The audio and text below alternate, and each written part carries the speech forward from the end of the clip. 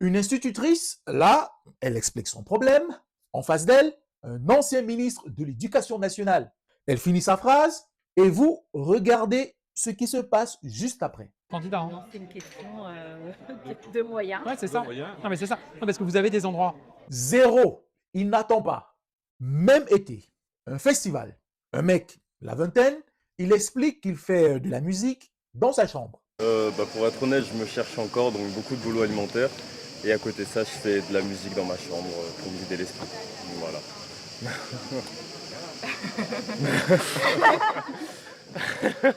Non, mais qu'est-ce que je pourrais bien lui dire d'utile?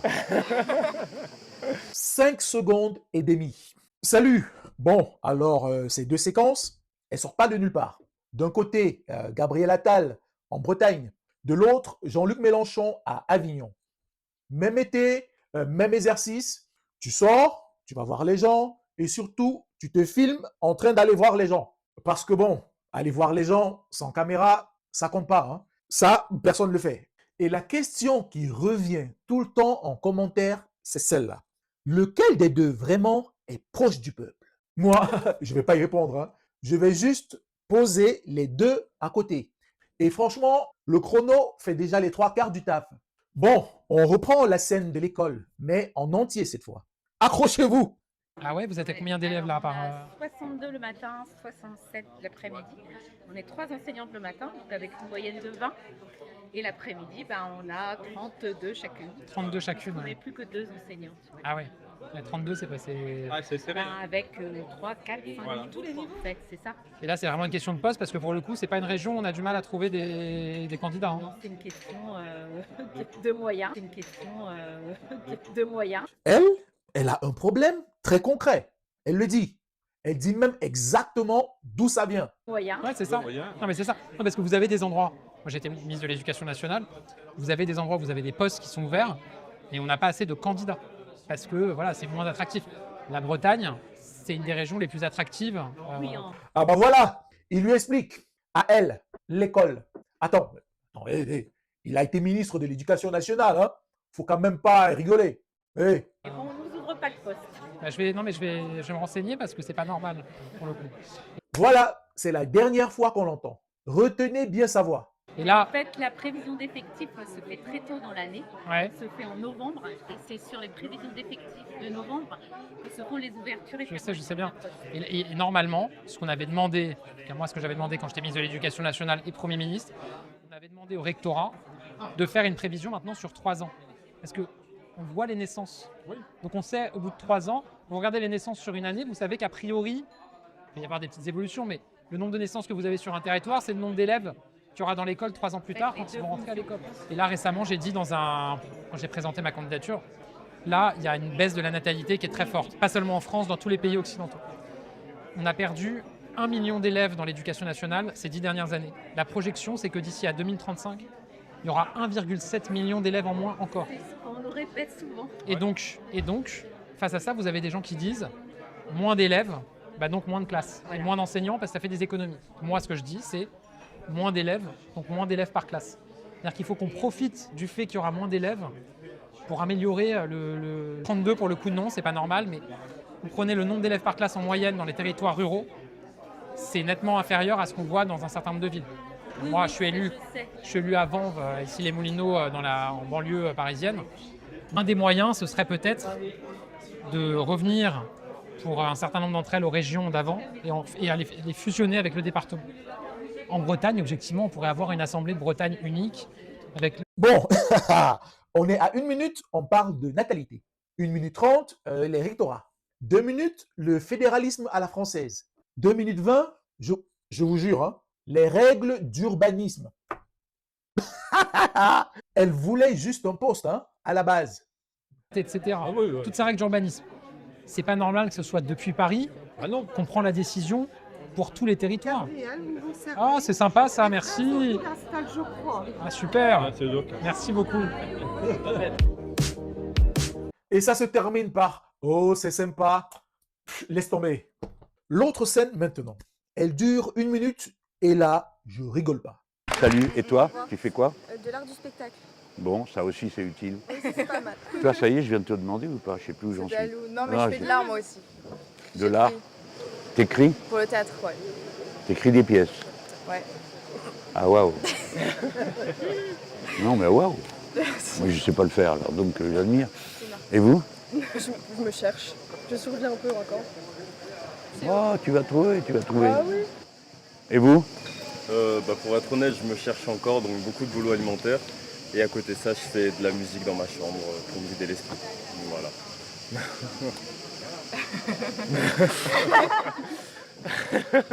Non mais qu'est-ce que je pourrais bien lui dire d'utile? Non, parfois le silence c'est bien comme vous l'avez dit. Parfois le silence c'est bien comme vous l'avez dit. C'est vrai. Ouais, mais aussi là, j'aimerais vachement lui être utile. Parce que je sens un petit doute en lui là. Il y a beaucoup de doutes, mais bon. On nous tous, hein. Oui. Bon, je sais pas quoi vous dire sinon. Bon courage. Merci. Il n'a rien à vendre, hein. Il n'a pas de mesure à sortir. Il dit qu'il ne sait pas. Bon, il y a un truc qui m'a arrêté. Et ça tient en une phrase, chacun.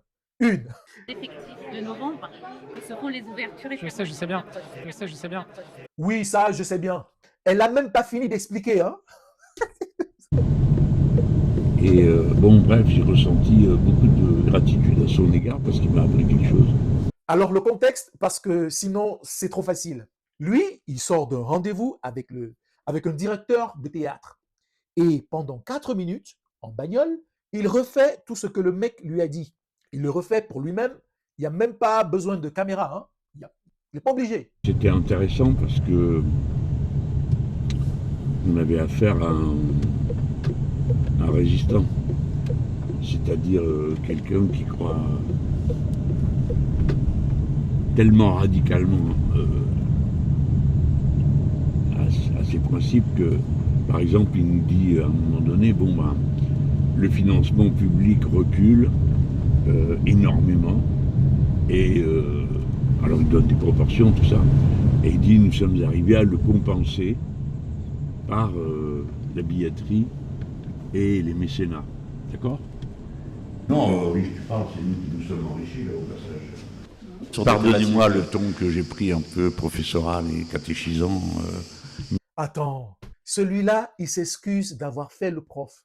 Pendant que l'autre l'a fait pendant 3 minutes, devant une prof. C'est pas croyable. Ok, autre truc. Les deux font le même geste. Ils tendent la main vers les gens.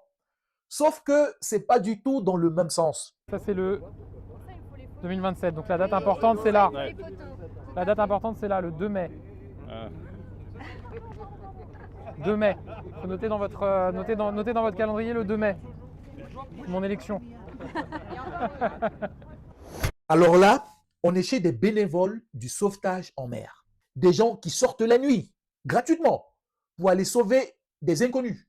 Et il leur donne la date de son élection. Franchement, bon courage les gars, hein? Bon courage pour la suite. Oh putain. Donnez, moi je vais collectionner. Lui, dans toute la vidéo, il fait qu'un truc avec ses mains. Il ramasse les tracts des gens. Il collectionne. Il repart avec. Est-ce que vous pouvez me signer un tract? Ah non, attendez, ça c'est pour les footballeurs ça. Oui, mais Moi je suis pas... Je suis un humble poète, comme dirait l'autre. Justement, une comédie théâtrale, un humour. On lui demande un autographe. Il répond que c'est pour les footballeurs. Bon. Je vais faire une photo pour mes sœurs. Elles vont être comme des dingues.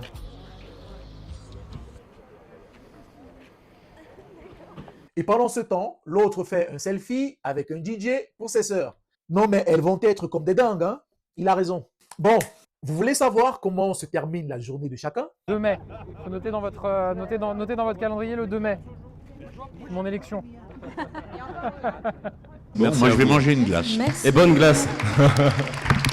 Voilà, l'un vous file la date de son élection, l'autre va manger une glace. Bon, maintenant, on rentre dans le dur. Attal a la crié, on lui explique la pénibilité, les bacs de 30 kilos qu'il fallait soulever à la main. Et l'automatisation, indépendamment de la pénibilité des conditions de travail, ça a permis d'avoir des cadences plus importantes. C'est pas croyable. Le mot qui vient juste après pénibilité, c'est cadence. Indépendamment de la pénibilité des conditions de travail, Indépendamment de la pénibilité, hein? Indépendamment. On va faire du moins cher. comme dans la production économique, industrielle ou agricole. Alors moins cher, c'est moins de monde, moins de technique, moins d'installation. Et ce ne sont pas des chiens qui un jour peuvent manger et pas le lendemain. Encore les chiens, vaut mieux qu'ils bouffent tous les jours aussi.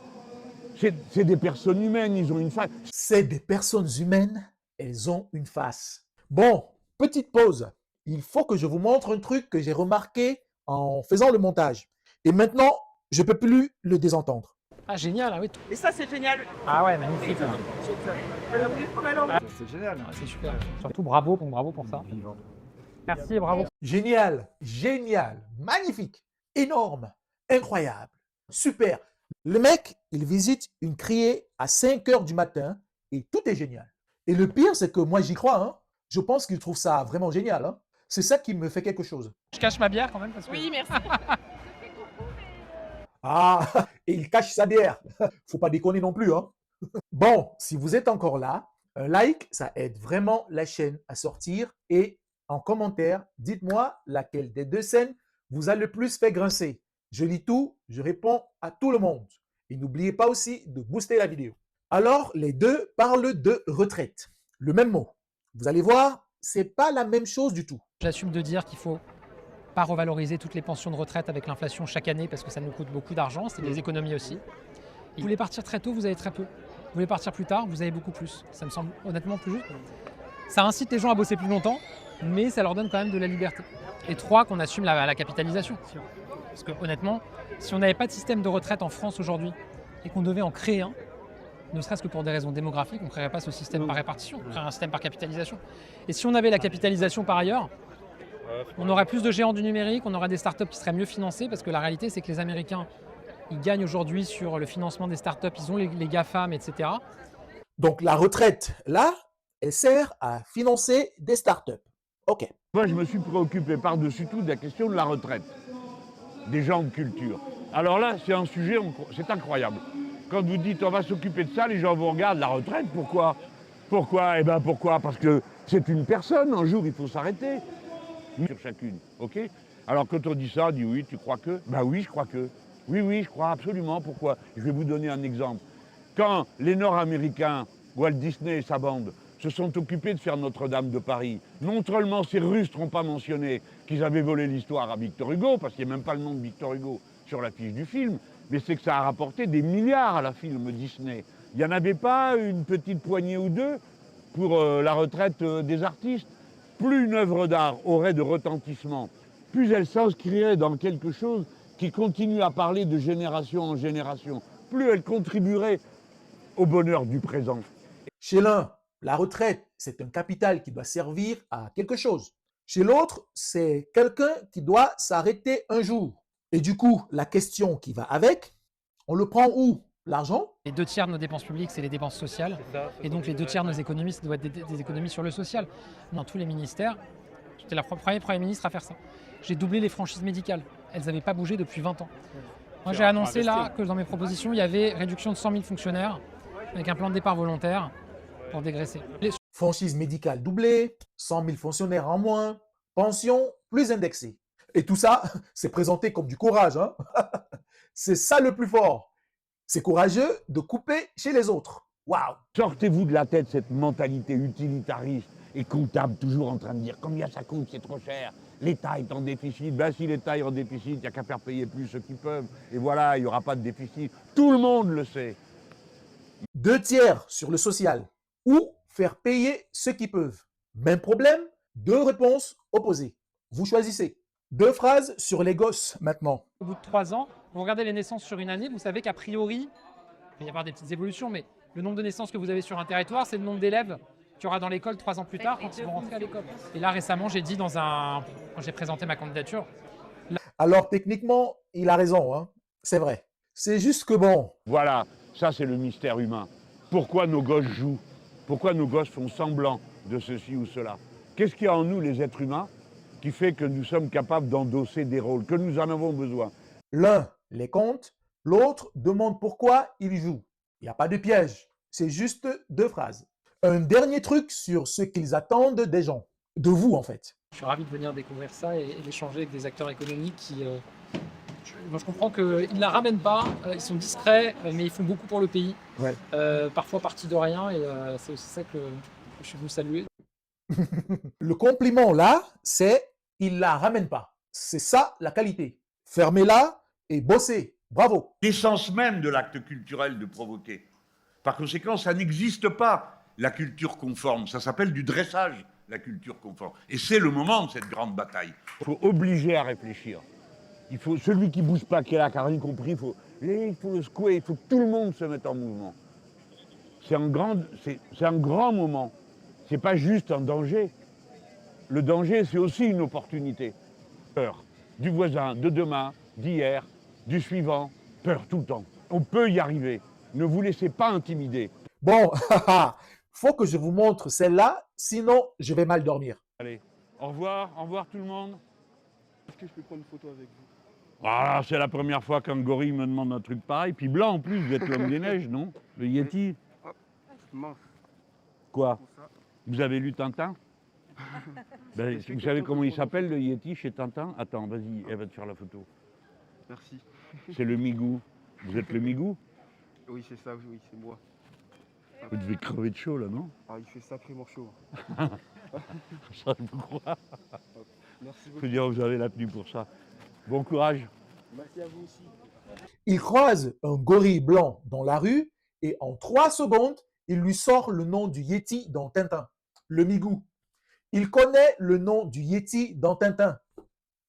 Bon, ça fait pas un programme, hein, je le sais, je suis d'accord. Mais le mec en costume, il a une conversation. Et le meilleur pour la fin.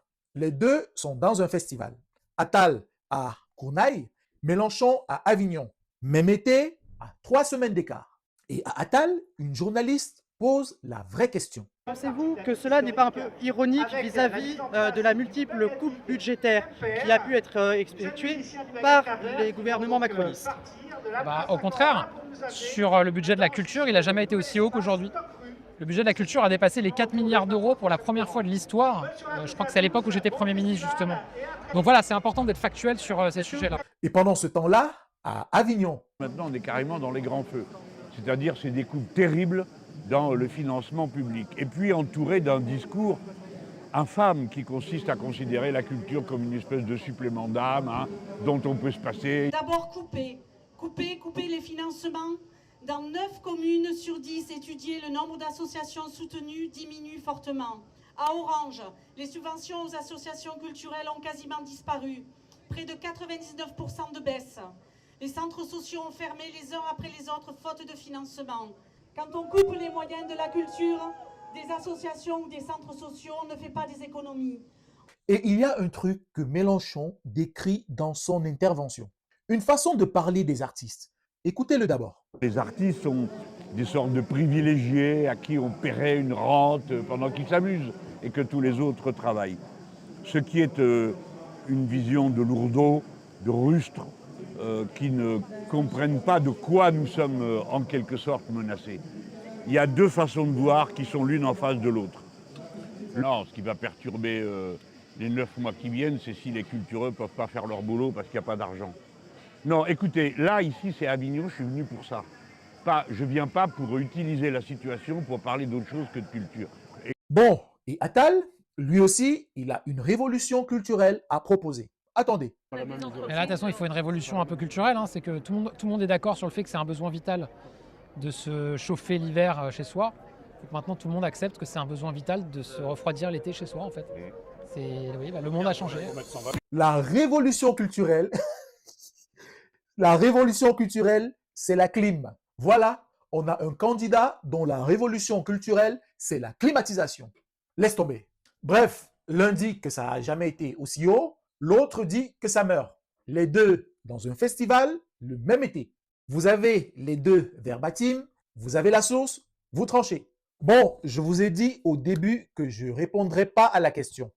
Je ne réponds pas. Mais il y a un truc que j'arrive pas à enlever de ma tête depuis que j'ai monté ça. Ce n'est pas les programmes, c'est les 5 secondes.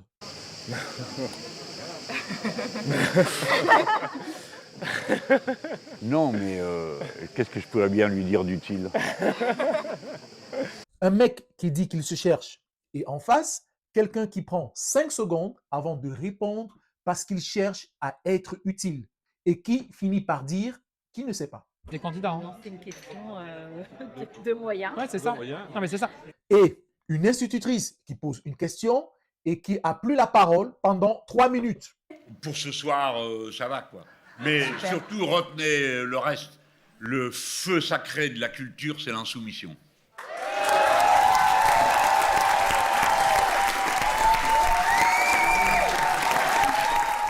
Voilà, les 2 vidéos sources sont en description intégrale. Coupez pas ma parole, allez les voir en entier, faites-vous votre avis. Si le format vous plaît, partagez-le à quelqu'un qui pense que c'est pareil des 2 côtés. C'est comme ça que la chaîne bouge. Et si vous voulez soutenir, le Tipeee est en dessous, 3 €, un café, ça paye tout. À bientôt.